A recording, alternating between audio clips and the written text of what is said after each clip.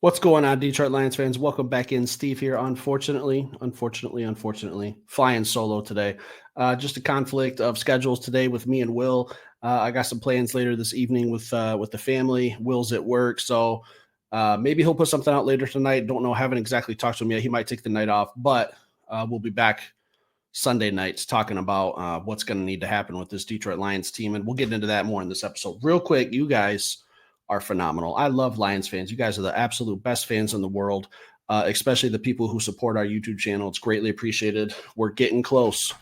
We're getting real close to giving this Brian Branch jersey away. Okay. We're about 240 subscribers away. Brand new Brian Branch jersey. You can see the tag still on it. $100 Fanatics gift card as well. I'm giving that away if we hit 8,000. Time's ticking. We're down to only a few days left of this year, so you guys got to get to work. We're close. I want to see it given away. I need you guys to help me out, though. We're coming down the home stretch. It can happen.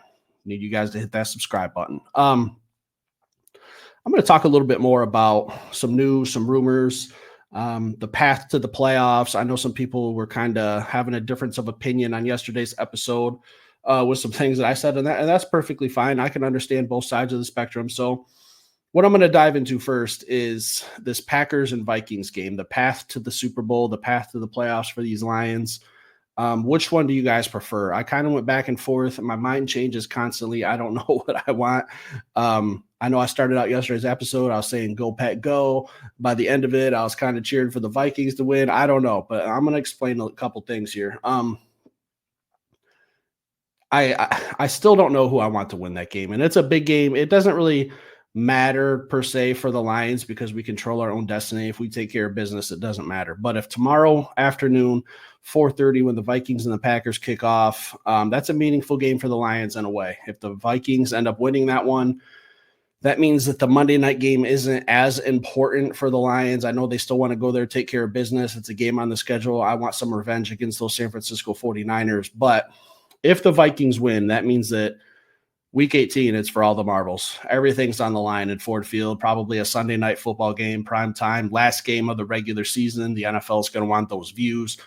I think the views would be through the roof. You got two teams sitting at like 14-3 or 15-2, depending on what happens. It's going to be a monster game. And the loser, you've had a great season. Here's your reward. Now you don't get a playoff game at home. You got to travel.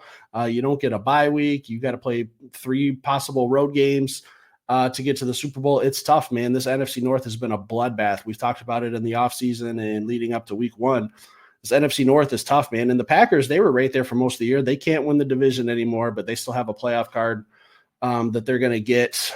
And, their seeding's still on the line. So they're going to be playing hungry. So when I'm watching this Vikings and Packers game tomorrow, I think I'm more leaning today towards the Packers winning just because of how banged up the Lions have been all year. You guys know the deal. I think last week against Chicago was the first week we didn't have a major injury. So if we can get through another week, the Packers could help us out. We take care of business against the 49ers on Monday night. That rest period and that rest would be much needed. We could even start resting some guys in week 18.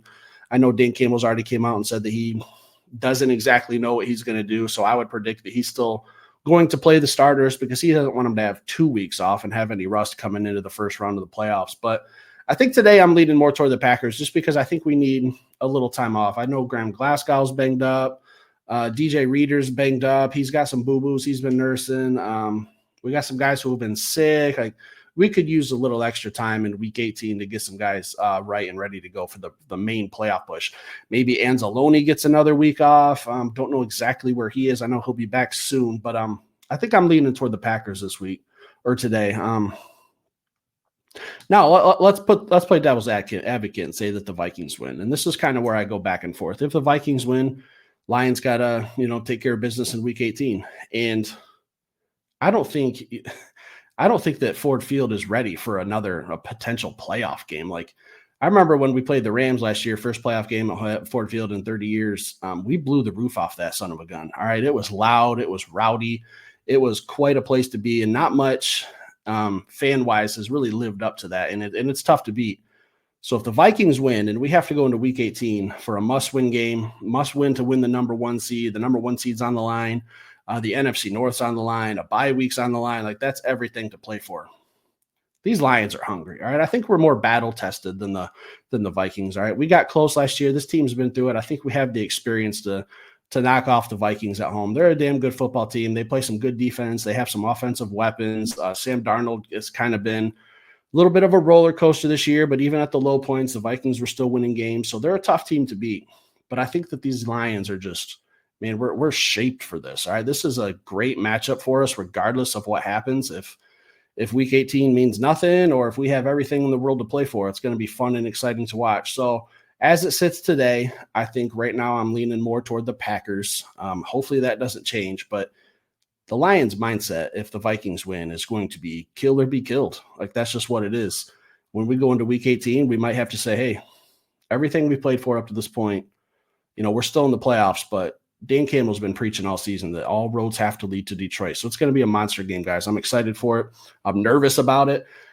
Anyone who says that they're not nervous or worried about the Vikings, you're probably lying to yourself, because that's a damn good football team with a lot to play for. So I'll admit it. The Vikings, they scare me, but I'm glad that that's a home game for us. That home field difference does make a difference. We've seen it.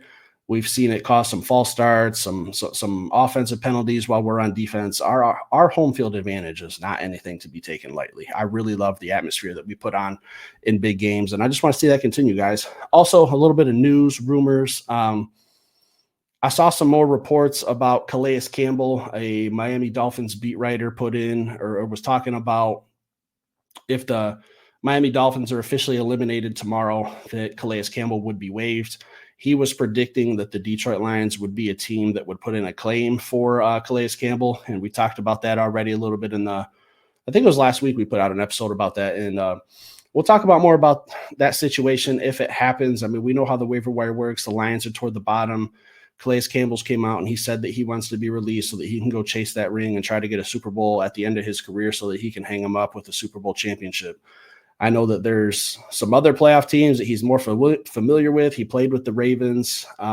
So it's not a guarantee that we'd even get Calais Campbell, but a beat writer for the Dolphins. I will try to share that on our Twitter page. If you want to follow me down there at Perks8 on X, Twitter, whatever you want to call it. I'll share that article that I read, and that's where that's coming from. Just his prediction, but there's some other teams who could put in a claim for him. I think the Ravens would probably be a team to watch for. He's familiar with them. He played with them for a few years, but the Lions kind of need that D-line depth. And I don't want to dive fully into that. We'll get more into it when something happens with Calais after Sunday, potentially, if the Dolphins get eliminated. We'll worry more about that. But just wanted to hop on here real quick, do a little update, talk about that path to the playoffs, a little bit of Calais Campbell. I will get with Will later. He's working again. Sorry, Will, miss you. It's more fun talking ball when you're on, but I understand, we got to put in time at the real job every now and then until we can quit and do this full time. We'll see. To make that happen, we need you guys to hit that subscribe button, leave some comments, stick around. We'll be back later with another show.